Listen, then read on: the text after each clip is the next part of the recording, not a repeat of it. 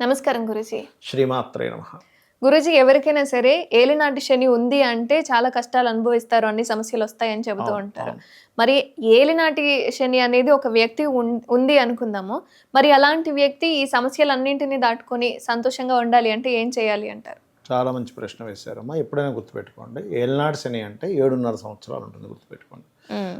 కేవలం ఏలినాటి శని ఒక్కటే మనకు రూల్ చేయదు. మన జన్మజాతకంలో మహాదశలు, యోగాలు, ధనయోగాలు, విపరీత రాజయోగాలు, నీచభంగ రాజయోగాలు ఇవన్నీ ఉంటాయి. ఇవన్నీతో పాటు ఏలినాటి శని ఉంటుంది. అయితే ఏలినాటి శనిలో ఎటువంటి పనులు చేస్తే మనిషి కష్టాలు రాకుండా ఉంటాయి అనేటువంటిది ఒకటి ఉంది. ఏంటో చెప్తాను, 1 by 1గా గుర్తుపెట్టుకోండి. బాగా తీవ్రంగా ఉంది. ఇప్పుడు ఏలినాటి శని మొత్తం 3 దఫాలుగా ఉంటుంది. 2.5 సంవత్సరాలు, 2.5 సంవత్సరాలు, 2.5 సంవత్సరాలు. ఎలాగా అంటే మీ చంద్రుడు ఎక్కడైతే ఉన్నాడో మీది ఏ రాశి చూసుకోవాలి ముందు. ఉదాహరణకి మేషరాశి. మేషరాశి వారికి రాబోయే అంటే నెక్స్ట్ మార్చి 29 నుంచి 2025 మార్చి 29 నుంచి స్టార్ట్ అవుతుంది మేషరాశి వారికి. 7.5 సంవత్సరాలు ఉంటుంది. ఫస్ట్ 2.5 సంవత్సరాలు ఏలినాటి శని 12th హౌస్లో ఉంటుంది. ఓకే, 12th హౌస్లో ఉన్నప్పుడు ఖర్చుల విషయంలో జాగ్రత్తగా ఉండాలి, ఇన్వెస్ట్మెంట్స్ విషయంలో జాగ్రత్తగా ఉండాలి. అంటే ఎవరైనా సరే ఏలినాటి శనిలో 12వ స్థానంలో శని జరిగేటప్పుడు ఇన్వెస్ట్మెంట్స్ రాంగ్ ఇన్వెస్ట్మెంట్ చేసి దొరికిపోతాడు. చాలామంది రాంగ్ ఇన్వెస్ట్మెంట్ వల్లే కదా దొరికిపోతాడు. అది జన్మంలోకి వచ్చింది అనుకోండి, అంటే ఇక్కడ నుంచి 2 సంవత్సరాలు 8 నెలల తర్వాత వస్తాడు జన్మంలోకి. అంటే 2.5 సంవత్సరాలు ఒక రాశిలో అయిపోతే ఇంకో రాశిలో 2.5 సంవత్సరాలు. జన్మంలో తిరిగేటప్పుడు బద్దకించి మోసపోతాడు. సరే వెళ్దాంలే, లేకపోతే కొన్ని మోసాలకు గురై డబ్బులు పోగొట్టుకుంటాడు. 2వ స్థానంలో శని సంచారం జరిగేటప్పుడు అనకూడని మాట మాట్లాడి పోగొట్టుకుంటాడు. ధనం విషయంలో మాట జారి పోగొట్టుకుంటాడు. అంటే 12వ స్థానంలో ఉన్నప్పుడు ఇన్వెస్ట్మెంట్స్, జన్మంలో ఉన్నప్పుడు బద్ధకము, 2వ స్థానంలో ఉన్నప్పుడు వాక్కుని, మాటని, కుటుంబ వ్యవహారాల విషయంలోని, ధన విషయంలోని జాగ్రత్తగా ఉండాలి. ఇది ముఖ్యంగా గుర్తుపెట్టుకోండి. ఇప్పుడు ఏలినాటి శని మకరం వారికి ఇంకో 2 సంవత్సరాలు 9 నెలల్లో అయిపోతుంది. 3 నెలల్లో అయిపోతుంది. ఆల్మోస్ట్ 3 months మకరం వారికి. కుంభం వారికి ఇంకా 2 సంవత్సరాలు 8 నెలలు ఉంది. మేషం వారికి 2 సంవత్సరాలు 8 నెలల తర్వాత స్టార్ట్ అవుతుంది. మీనం వారికి ఇంకా 5 సంవత్సరాలు 3 నెలలు ఉంది. ఓకే, అర్ధాష్టమ శని ఏమో వృశ్చికం వారికి అయిపోతుంది 3 నెలల్లో. ధనస్సు వారికి అర్ధాష్టమి శని రాబోతుంది. కర్కాటకం వారికి అష్టమ శని అయిపోతుంది. సింహం వారికి అష్టమ శని ప్రారంభం కాబోతుంది 3 నెలల్లో. అయితే ఈ ఏలినాటి శని సమయంలో తీసుకోవాల్సిన ముఖ్యమైన జాగ్రత్తలు చెప్తాను. ఇవి కనుక చేయగలిగితే వాళ్ళకి శని ప్రభావం ఉండదు. ఏమిటది? ఏలినాటి శని సమయంలో దీక్ష తీసుకోవాలి సంవత్సరానికి ఒకసారి. అయ్యప్ప స్వామి దీక్ష కానీ, ఆంజనేయ స్వామి దీక్ష కానీ, అమ్మవారి దీక్ష కానీ ఏదైనా తీసుకోవచ్చు. అయ్యప్ప స్వామి దీక్ష తీసుకుంటే ఇంకా ఖచ్చితంగా పనిచేయదు వాళ్ళ మీద.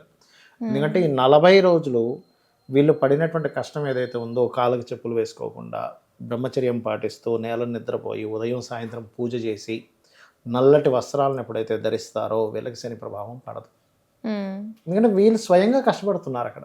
శని పర్టికులర్గా వచ్చి మీకు కష్టం పెట్టించాల్సిన అవసరం లేదు. అదే కాకుండా శని భగవానుడికి అయ్యప్ప స్వామికి మాటిచ్చాడు శని భగవానుడు ఒకటి. రెండవది ఏంటంటే మీరు వృద్ధులు లేదా చిన్నపిల్లలు, స్త్రీలకు సంబంధం లేదు ఇది. మిగతా యువకులు మాత్రం మధ్యాహ్నం పూట నిద్రపోయారు అంటే శని వాళ్ళని పట్టుకుంటాడు. ఇంకా అందులో ఎటువంటి డౌట్ లేదు. మగవాళ్ళు మంచి ఎంగలో ఉన్నాం అంటే ఏంటంటే చిన్నపిల్లలు కాకుండా, అంటే ఒక 15 ఏళ్ళ వయసు నుంచి దాదాపుగా ఒక 55, 25 ఏందమ్మా, 50 ఏళ్ళ వరకు ఎంగాయ మనిషి. 50 తర్వాతే కొంచెం ముసలైనట్టుగా అనుకోవాలి. 60 తర్వాత అనుకోవాలి కొంచెం ఏజ్ తక్కువ అవుతుందని.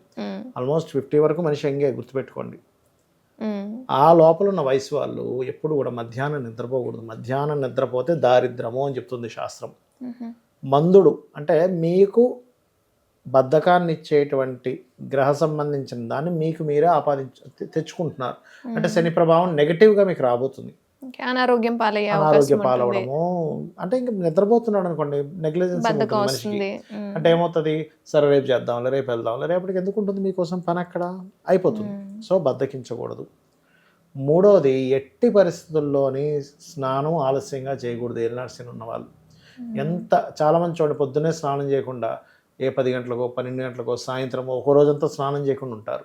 అలాంటిది అస్సలు చేయకూడదు, గుర్తుపెట్టుకోండి. అలాగే వీలైనంత మట్టుకు దగ్గరలో ఏదైనా ఒక ఆలయం చూసుకొని రెగ్యులర్గా వెళ్ళాలి. ఆంజనేయ స్వామి ఆలయం కావచ్చు, లక్ష్మీ నరసింహ స్వామికి ఆలయం కావచ్చు, కుమారస్వామి కావచ్చు, వెంకటేశ్వర స్వామి లేదా శక్తి ఆలయం, ఏదైనా ఒక ఆలయాన్ని తీసుకొని రెగ్యులర్గా ఒక్కసారిలో ఒక 3 రౌండ్లు వేసి వచ్చేసేయండి. శనివారం శనికి తైలాభిషేకం చేయడము, గోవులకి బెల్లం తినిపించండి. మీకు 1% కూడా శని ప్రభావం ఉండదు, గుర్తుపెట్టుకోండి. 1% కూడా ఉండదు. హ్యాపీగా వెళ్ళిపోతుంది లైఫ్. ఖచ్చితంగా నేను చెప్తున్నాను. నేను ఇంతవరకు ఎంతమందికి అయితే చెప్పానో ఇది ఖచ్చితంగా పనిచేసింది. అలాగే మీరు ఒకవేళ ఉదాహరణకి మీ ఇంట్లో ఎవరో గతించారు, కుదరదు ఈ సంవత్సరం అయ్యప్ప స్వామి దీక్ష తీసుకోవడం కుదరదండి, అలాగా తీసుకోరుగా దీక్షలు సహజంగా ఇలా ఉన్నప్పుడు అప్పుడు ఏం చేయాలంటే, ఆల్రెడీ దీక్ష తీసుకున్న వాళ్ళు ఉంటారు, వాళ్ళకి భోజనం పెట్టడం కానీ వాళ్ళకి వస్త్రాలు ఇవ్వడం కానీ చేయాలి. ఆలయాలకు వెళ్ళొచ్చు, తప్పులేదు. ఎవరైనా ఇంట్లో గతించినా సరే ఆలయంకి వెళ్ళొచ్చు. చాలామంది తెలియక ఆలయంకి వెళ్ళారు, అది చేయొచ్చు. నిత్య దీపారాధన, ఉదయం సాయంత్రం ఇంట్లో దీపారాధన చేయడం. అదేవిధంగా గోవుకి వెళ్ళి నేను గోవుకు పెట్టమని చెప్పాను, ఇవన్నీ ఆపాల్సిన పని లేదు. మీరు దీక్ష తీసుకోకపోయినా ఇవి చేయవచ్చు. దీక్ష తీసుకునే వెసులుబాటు ఉంది, ఖచ్చితంగా తీసుకోవచ్చు. ఇవి గనక మీరు చేశారు అంటే 100% మీకు శని ప్రభావం 1% కూడా పడదు. ఇంకొక విషయం గుర్తుపెట్టుకోవాల్సింది ఏంటంటే, శని అంటే ఎవరో కాదు, కర్మ. మన కర్మే శని రూపంలో వచ్చింది. అంతేగాని శని భగవానుడో శుక్రుడో గురువో లేకపోతే కుజుడో మన మీద పగేం పట్టడు. మనం చేసే కర్మే ఆ గ్రహ రూపంలో వస్తుంది అనేటువంటి స్పృహతో మనం ఉండాలి. ఇది చేసే కర్మలు మంచిగా ఉంటే చేసే కర్మ మనం ఏదో తప్పు కర్మ చేసాము ఆ రూపంలో వచ్చింది గ్రహము, మంచి కర్మ చేసాము శుక్రుడు రూపంలో వచ్చింది అంటే సుఖాలు అనుభవిస్తున్నాం, చెడు కర్మ చేసాం ఇంకో రూపంలో వచ్చిందని మనం అర్థం చేసుకోవాలి. అది మన కర్మలే మన కష్టాలు అంటారు. అంతే. ధన్యవాదాలు గురూజీ, చాలా చక్కటి అంశాలను ఈరోజు మాతో పంచుకున్నారు. శ్రీమాత్రే నమః.